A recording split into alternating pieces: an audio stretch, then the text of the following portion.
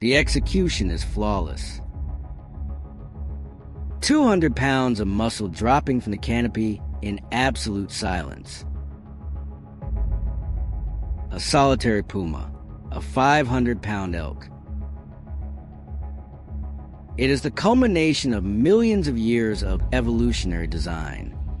The mountain's apex predator doing exactly what was built to do. The struggle ends quickly. A week's worth of calories secured in seconds. The snow is stained. The heavy breathing of the cat slows. But then, the script breaks. A sound drifts up from the valley floor. A low, distant howl. Watch the behavior. The puma does not roar back. It doesn't drag the carcass into the brush to defend it. It drops the meat. It turns, and it vanishes into the tree line. Why does the ultimate assassin run from a fight it could physically win? Look at the animal. A puma is armed with retracting, meat-hook claws, a bite force capable of crushing a skull.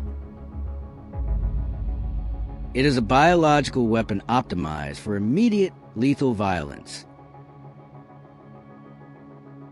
Against a single gray wolf, a healthy adult puma holds the physical advantage. It is heavier. It is better armed. Yet, across the American West, this exact scene is repeating itself with staggering frequency. The most lethal solitary hunter on the continent is systematically surrendering its territory. And more importantly, its food. The math of survival in the mountains is brutal. Taking down a massive elk requires an immense withdrawal from the puma's energy reserves. That energy must be replenished by consuming the kill. But researchers tracking puma populations have uncovered a shocking reality.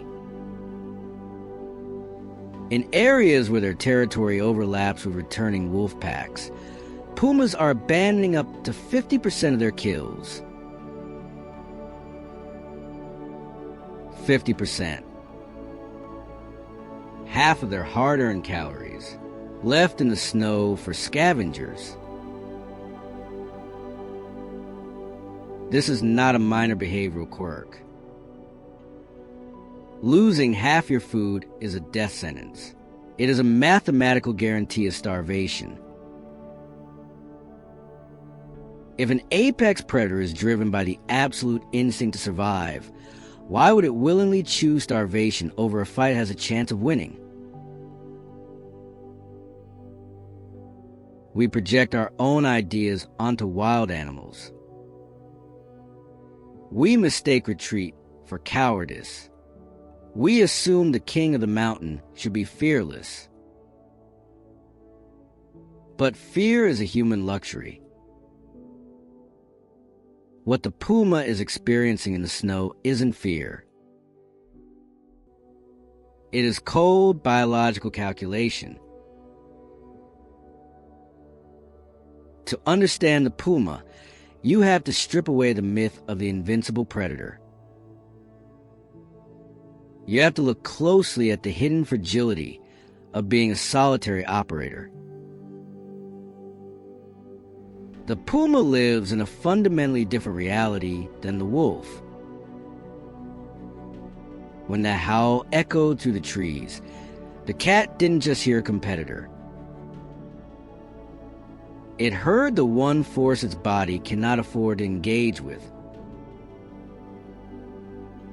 The retreat was not a failure of courage. It was the only viable move left on the board. Because in this changing ecosystem, being a perfect killer means nothing if your strategy has a fatal, invisible flaw. How do you balance a biological ledger when half your income is stolen?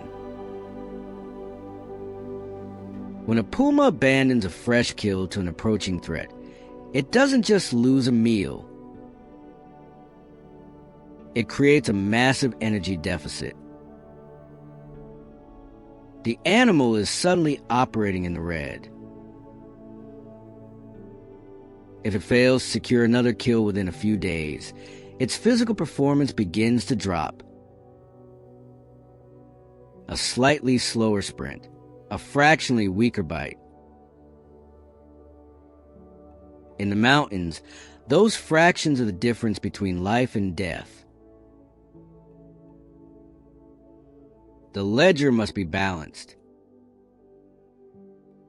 If the mountain lion is systematically abandoning kills in the valleys, it must extract maximum value from the ones it manages to keep. The solution is a behavioral hack, a strategy of extreme, exhausting paranoia. Look at the thermal footage. The violent struggle of the hunt is over, but the real work has just begun. This is the hidden reality of the ghost strategy. The puma is attempting to move a 500-pound elk carcass. It is dead weight, snagging on thick brush, catching on jagged rocks. The cat clamps its jaws into the neck of the prey. It drags the massive weight backward, pulling up a steep incline, entirely in the dark.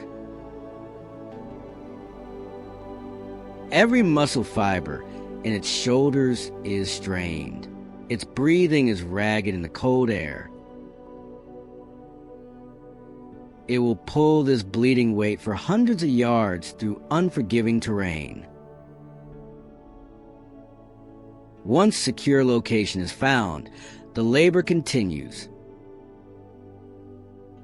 The puma scrapes debris over the meat, pine needles, dirt, snow, broken branches.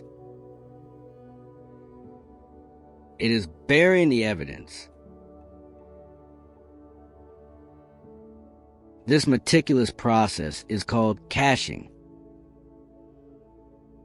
It is a brilliant evolutionary adaptation for an isolated killer trying to survive in a hostile landscape.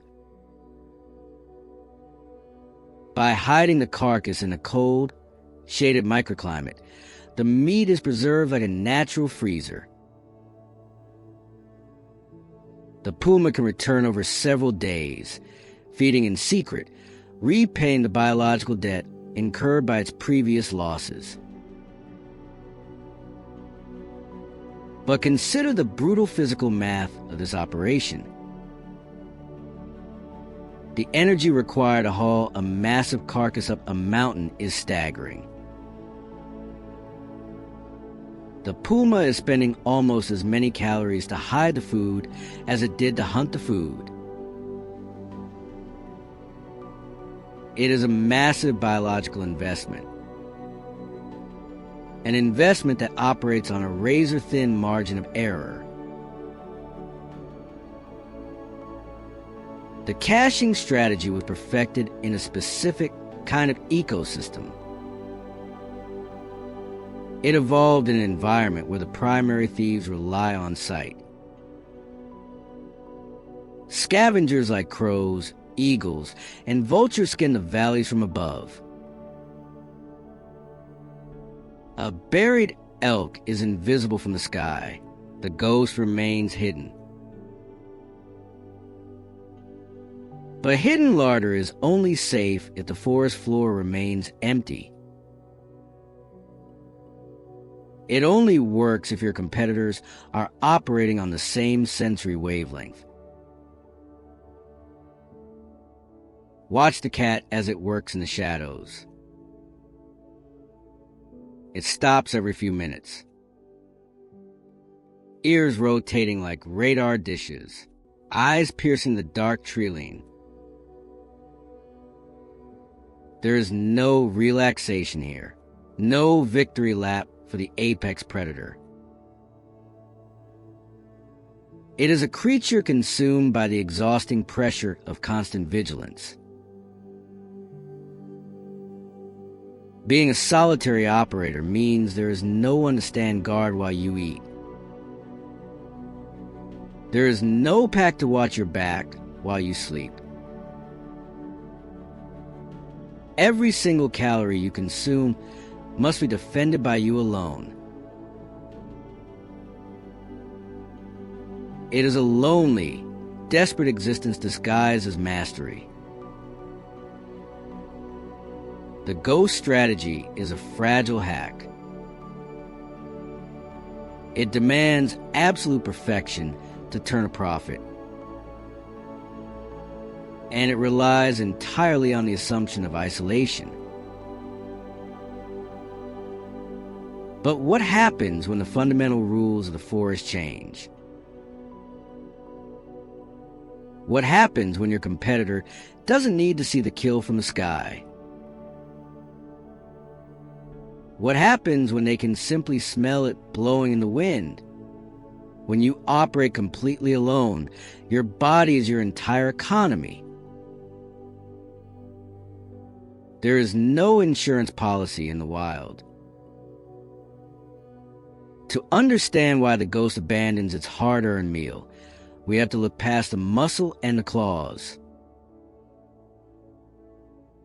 We have to look at the biomechanics of a solitary hunter. Consider the anatomy of a gray wolf.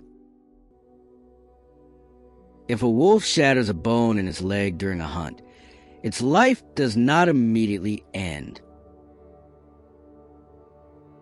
It can limp back to the den. It can rest. The pack will continue to hunt. They will bring meat back. They will regurgitate food to sustain the injured member. A wolf has a safety net. The collective absorbs the physical trauma of the individual. A mountain lion has nothing. Its survival depends entirely on physical perfection. A puma hunting a 500-pound elk is engaging in a high-speed, high-impact collision. It requires explosive acceleration, flawless balance, symmetrical muscle engagement. If a puma suffers a single broken claw, a torn ligament in its shoulder, a minor bite wound that becomes infected, the entire system collapses. A slight limp means a slower sprint. A slower sprint means the elk escapes. A missed kill means a caloric deficit. Within days, the cat becomes weaker. The next hunt is even less likely to succeed. It is a rapid, inescapable downward spiral. For the solitary apex predator, an injury is not a temporary setback. It is a slow, guaranteed starvation. This is a hidden tax of absolute independence. The puma is trapped in a biological paradox. It possesses the lethal weaponry to dominate almost any individual animal on the mountain. But it cannot afford the friction of actually using it in defense. Let's go back to that opening moment. The fresh elk kill in the snow, the approaching howl of the wolf. If the puma decides to stand its ground, what happens? It will likely win a one-on-one fight. It will drive the canine away. But the victory is a trap. In the chaos of the struggle, the wolf manages to land a single defensive bite on the puma's foreleg. The skin is punctured, bacteria enter the wound. The puma retains its meal for today. But 3 days from now, the leg swells, the muscle stiffens. By winning the fight for the carcass, the cat has effectively killed itself. The ghost doesn't run because it is weak. It runs because its survival margin is 0. Every physical confrontation that does not result in immediate food is an unacceptable risk. The mountain lion cannot afford ego. It cannot afford pride. It abandons the meat because walking away unharmed is infinitely more valuable than fighting and risking a scratch. This biological equation has governed the puma's existence for millennia. Avoid unnecessary conflict. Hide your kills. Survive in the shadows. It is a flawless system until the shadows disappear. Until the isolated predator finds itself sharing the mountain with an enemy that doesn't hunt alone. The monopoly is over. For decades, the solitary ghost ruled the forested valleys largely uncontested. It was a golden age of absolute independence. But ecosystems are not static. They are dynamic, shifting arenas of power. And the power is shifting back to collective. Look down at the valleys through the lens of a population map. The gray wolf is returning, expanding, reclaiming ancestral territories, mile by mile. To the mountain lion, this is not just a new neighbor. It is an existential population-level threat. We tend to view predators as individual combatants in a boxing ring. But a wolf pack operates entirely differently. Do not look at the single animal. Look at the network. A pack is a highly organized, distributed intelligence. It functions on the sheer, undeniable mathematics of numbers. What happens when solitary stealth collides with coordinated, scent-tracking network? The ghost strategy begins to break down. Remember the exhausting labor of the cache. The puma dragging its massive prey into the dark timber, burying it beneath dirt and pine needles. That defense was perfectly engineered to defeat the eyes of scavengers in the sky. It worked because the previous competition relied on vision. But a wolf does not navigate the world primarily by sight. It navigates an invisible, three-dimensional landscape of scent. An elk carcass bleeding into the soil acts like an acoustic beacon for a canine nose. The wind carries the data across the ridges, drifting down into the valley floor. A single patrolling wolf crosses that invisible scent trail. An illusion of isolation shatters. Watch the behavior of the canine. The wolf does not immediately engage. It follows the trail. It locates the hidden cache. And then, instead of feeding, it lifts its head and alters the math. The howl is a rally point, a broadcast signal transmitting coordinates to the rest of the network. Within minutes, the reinforcements arrive. Now, the isolated predator is trapped in a terrible calculation. Against one wolf, the mountain lion calculates physical risk. Against a pack of 6, the equation becomes mathematically impossible. 6 sets of jaws, 6 pairs of eyes analyzing weaknesses. A coordinated, surrounding formation specifically designed to exhaust and dismantle a larger target. The Puma has no backup. No reinforcements are ever coming.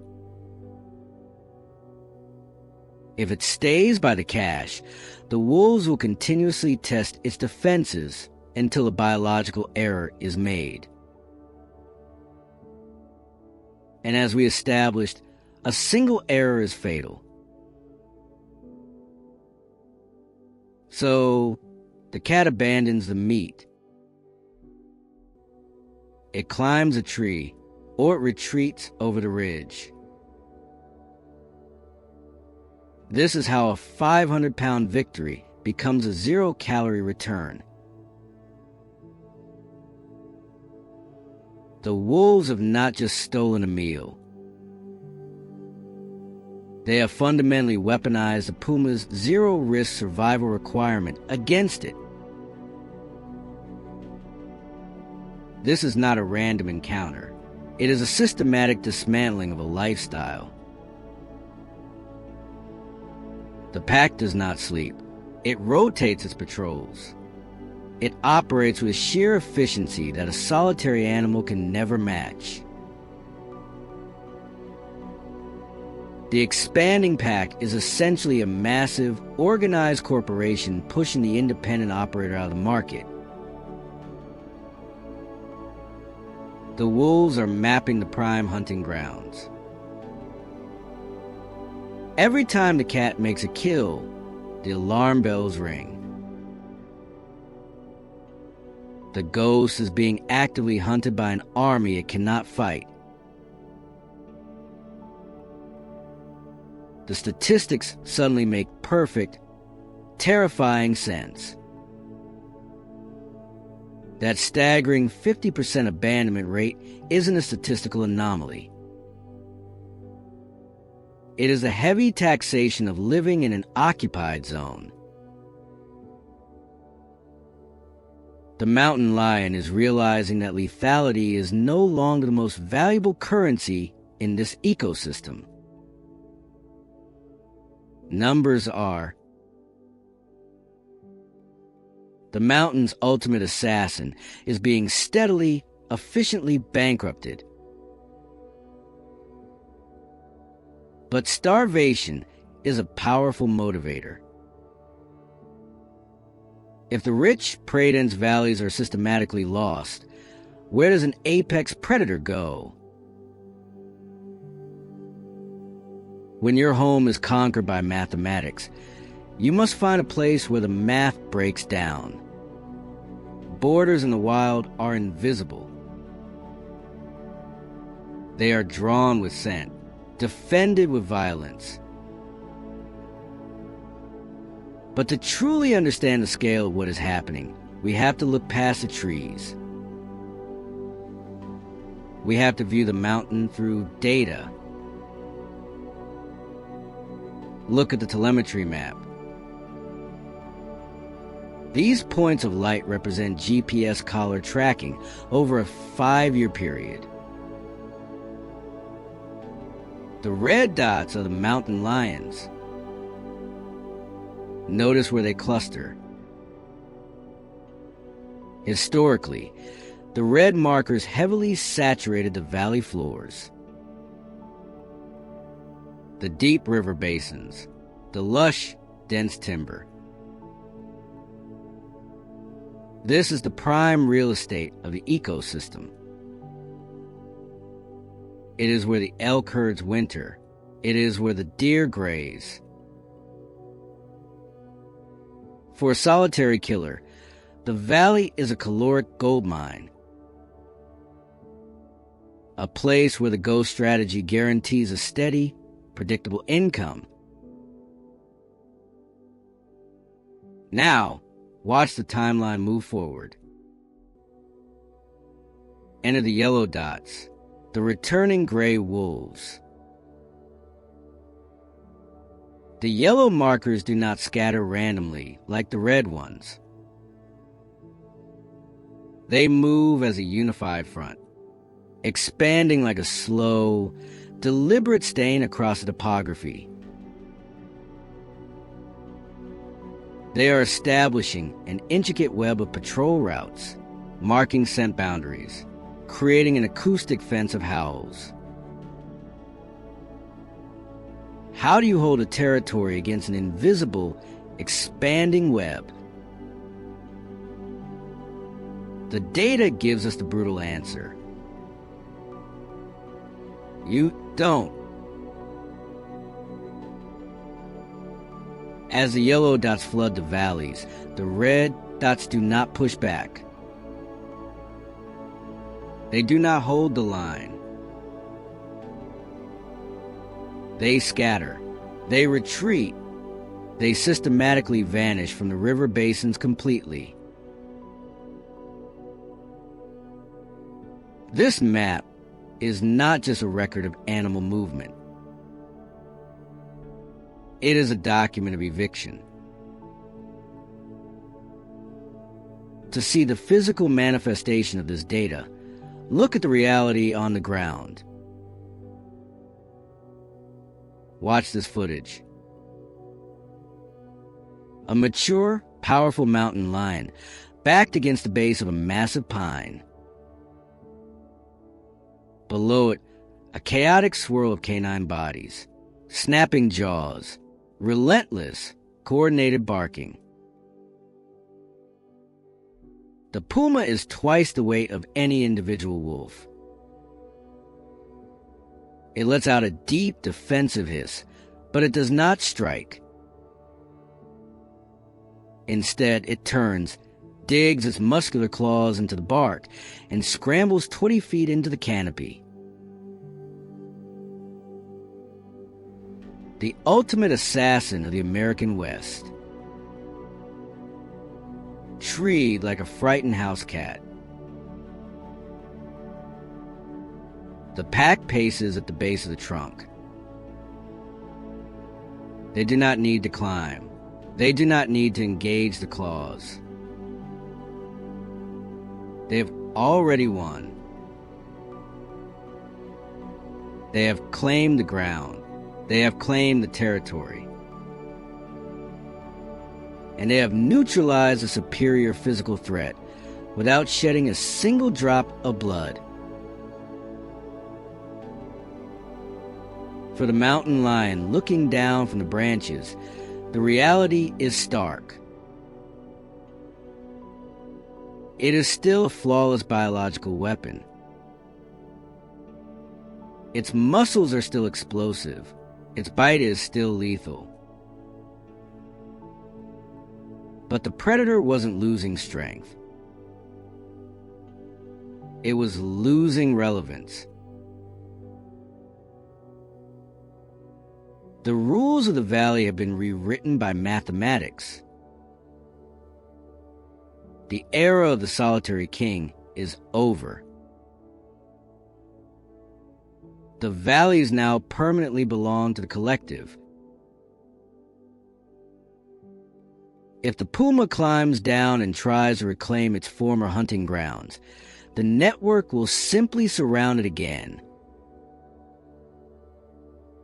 The harassment will be continuous.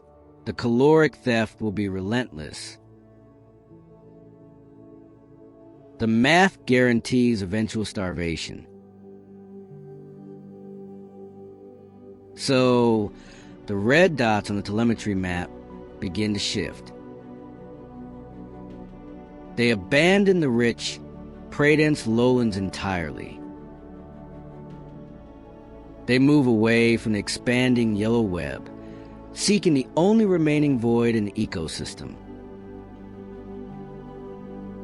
They begin to climb. The eviction is complete. The ghost has been driven from the shadows of the valley floor.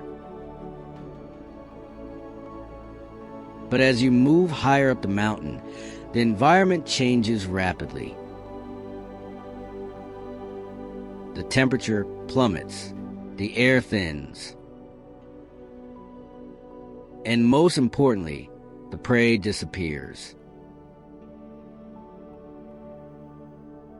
Where does an apex predator go when the only place left to hide is a place designed to kill you? Look back at the map. Watch the red dots settle. They haven't just moved higher, they have retreated to the very edge of the habitable zone. 10,000 feet above sea level. This is the Alpine Ridge, a landscape of shattered granite, howling wind, and deep, unforgiving snow. This is not a habitat designed for a heavy, muscular ambush predator. In ecological terms, this is known as marginal terrain. It is the biological equivalent of a wasteland. To survive here, the mountain lion must accept a brutal new trade-off. Down in the valley, the prey was abundant, but the competition was lethal. Up here, the competition drops to zero. The wolf pack operates on efficiency. They require large, concentrated herds of elk to sustain their collective numbers. A pack will not waste calories climbing a frozen peak to hunt in a barren wasteland. The mathematics of the ridge do not support the pack. So, the ghost is finally safe. It has achieved absolute isolation. But that safety comes with a devastating price tag. The prey up here is incredibly scarce. A few scattered bighorn sheep, a handful of mule deer clinging to the steep, icy slopes.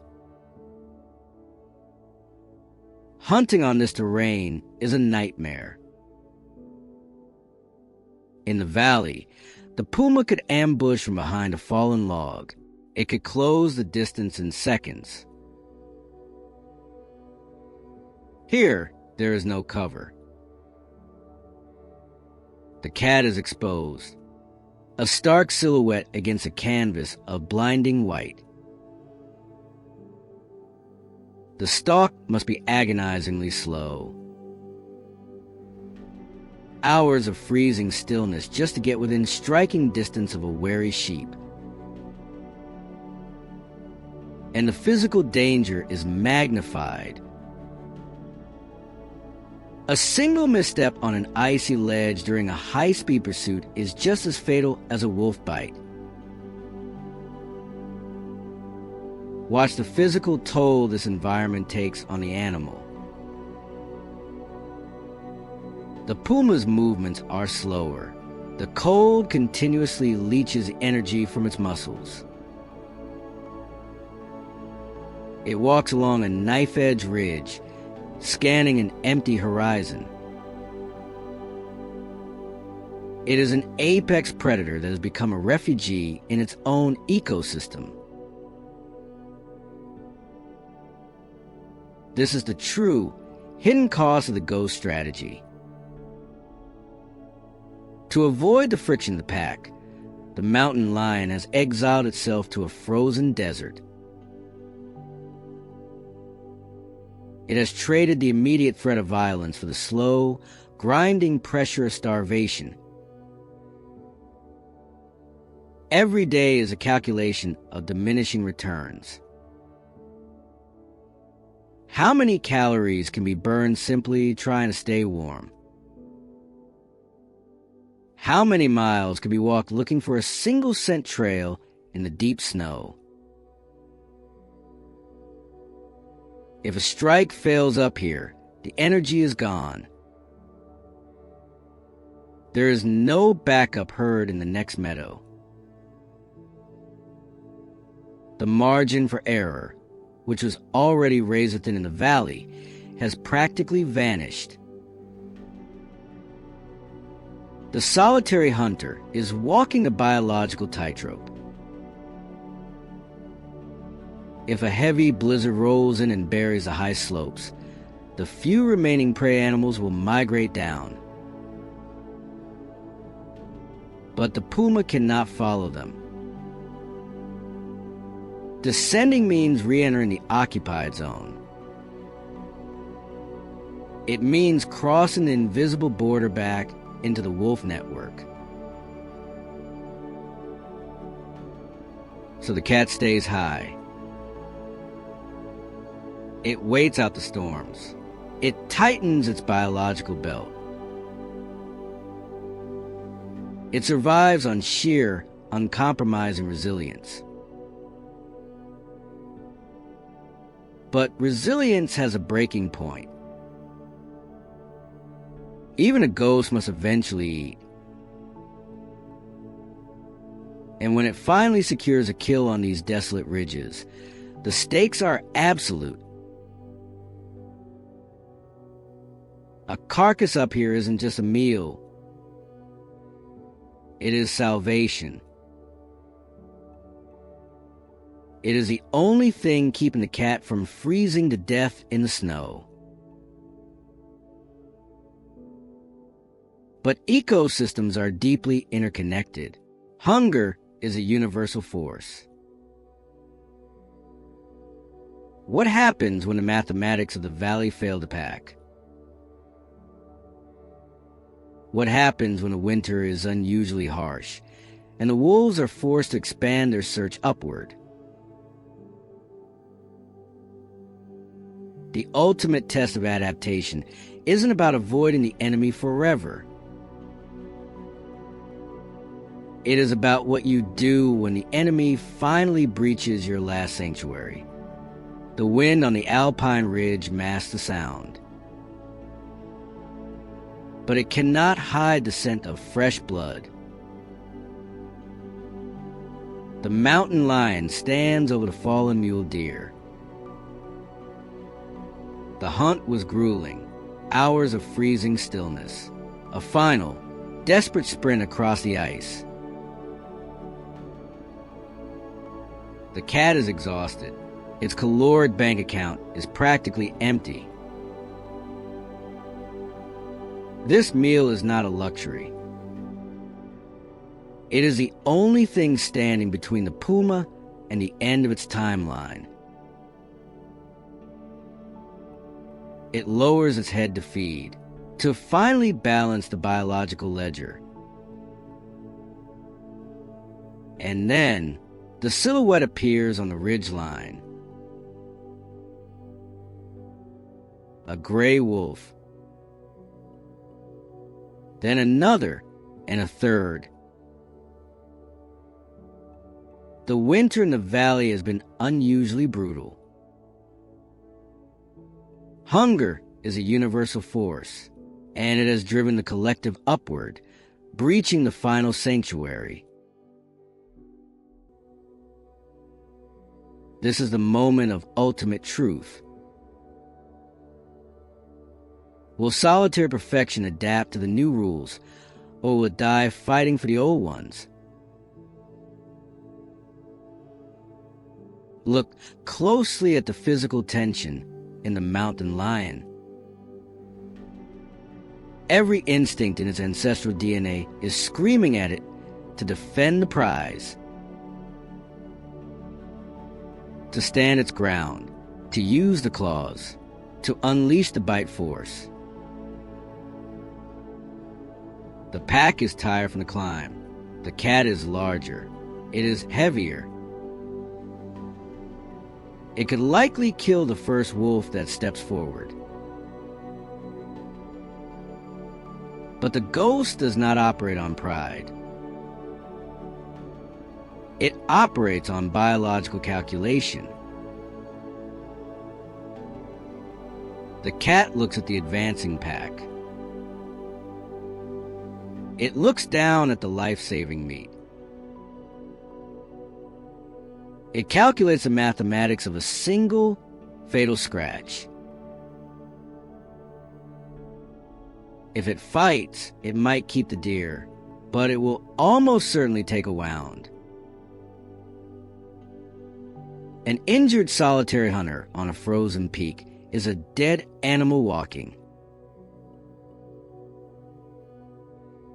Watch the absolute mastery of survival in real time. The puma does not roar. It does not posture for dominance. It simply turns